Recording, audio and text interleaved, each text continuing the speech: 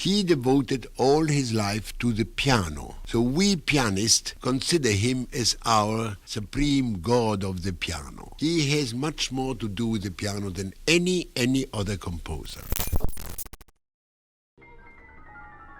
폴란드의 세종대왕이자 이순신 장군, 폴란드의 수도 바르샤바에 위치한 공항 이름도 바르샤바 쇼팽 국제공항일 만큼 폴란드인들의 절대적인 사랑을 받는 위대한 작곡가 쇼팽. 그의 이명인 피아노의 시인에서부터 알 수 있듯이 그는 낭만주의 피아노 음악의 상징과도 같은 인물입니다. 그는 일생 동안 약 200여 곡의 작품을 발표하였는데 그중 거의 대부분이 피아노 곡이며 피아노 곡이 아닌 작품들에도 피아노를 편곡에 참여시키지 않은 곡이 단 한 곡도 없어요. 말 그대로 피아노에 미친 사람이자 피아노 그 자체죠. 이렇듯 쇼팽은 낭만주의를 대표하는 음악가이지만 이전 세대의 바흐와 모차르트를 너무나도 존경했습니다. 자신의 제자들에게는 바흐의 곡으로 피아노 테크닉을 갈고 닦으라고 가르치고 자신은 모차르트의 오페라 돈 조반니에서 모티브를 가져와서 변주곡을 쓰기도 했으며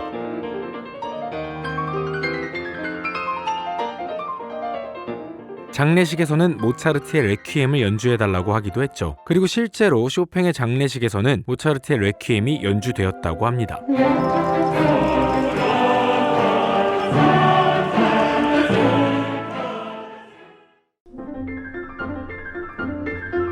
또한 피아노의 연주 테크닉과 작곡법에 엄청난 혁명을 가져왔는데 초창기에는 다른 음악가들이 쇼팽의 악보를 보면서 기교적으로 너무 난해하고 복잡해 현실성이 없고 비예술적이다 라고 혹평을 남기기도 했지만 쇼팽은 본인이 직접 그 악보들을 완벽하게 연주해 보이면서 그 악평들을 찬사로 뒤바꿔 놓는 데 성공합니다. 대중적인 인지도 또한 높아서 우리가 초등학생 때 피아노 재능을 뽐내는 데 주로 연주하던 국민곡 즉흥환상곡을 필두로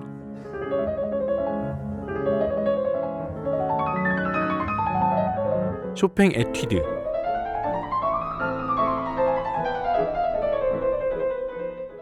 녹턴,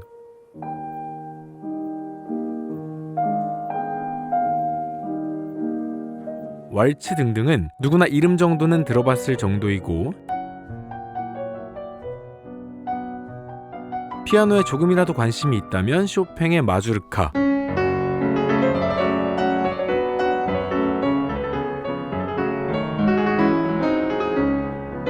폴로네이즈,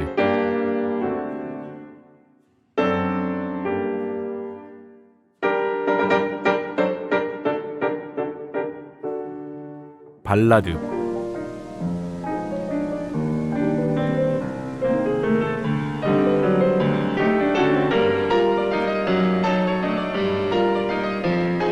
프렐류드 등등에 깊이 빠져본 적이 있을 겁니다.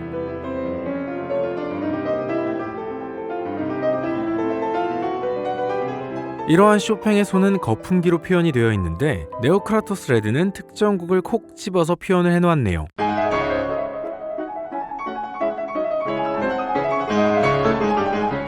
쇼팽 에튜드 작품 번호 10-4는 우리에게 추격이라는 이름으로 더 널리 알려진 곡이죠. 사실 저로서는 거품기 자체의 이미지는 쇼팽과 잘 어울린다고 생각했는데 그 예시로 꼽은 곡이 추격이라는 점에서 살짝 의아하긴 했습니다. 사실 거품기의 이미지만 딱 봤을 때 개인적으로는 즉흥환상곡이나 쇼팽 피아노 소나타 3번이 가장 먼저 떠올랐기 때문이죠.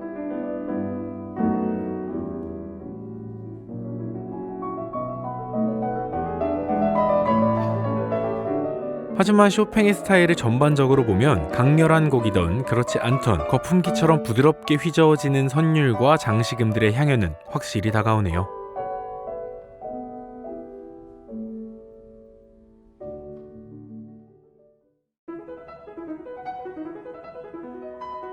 어찌 보면 기괴해 보이기까지 하는 문어발.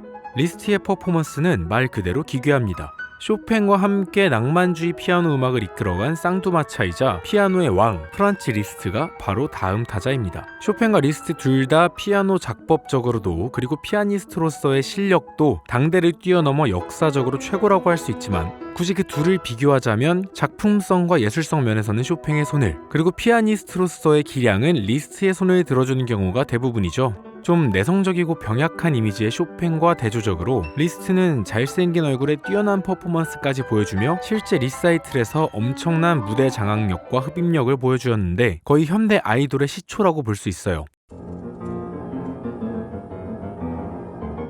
피아노 독주 리사이클의 시발점이기도 한 사람이죠. 상대적으로 단명한 쇼팽에 비해 70대 중반까지 장수하며 열정적으로 활동을 이어간 데다가 소위 인싸의 기질 또한 가지고 있어서 동시대에 많은 뛰어난 작곡가들과 교류했고 그 중에 특히 한 살 차이인 쇼팽과의 연이 깊었죠. 때로는 친으로, 때로는 라이벌로 오랜 세월 우정을 나누었는데 리스트가 12살에 빈에서 성공적인 데뷔를 하자 폴란드 바르샤바의 언론이 우리에게는 리스트를 능가하는 천재 소년 쇼팽이 있으니 전혀 부러워할 필요가 없다 라고 했을 정도니까요.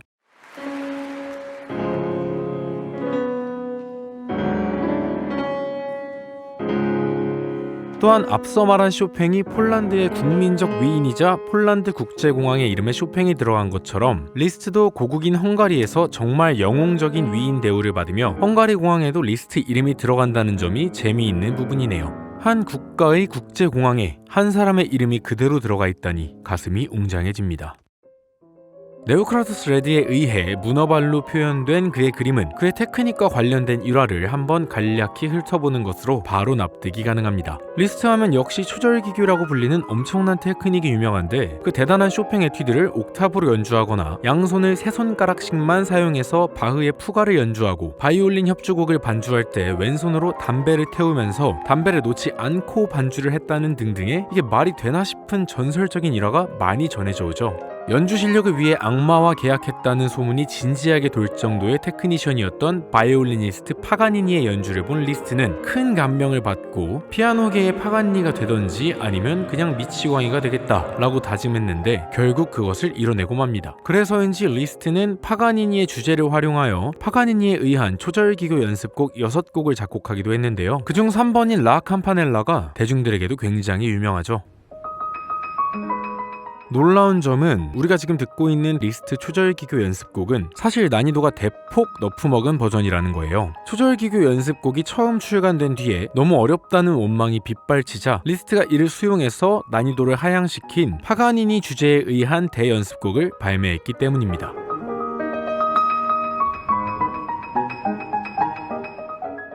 그러니까 이게 쉬워진 버전이라는 거죠.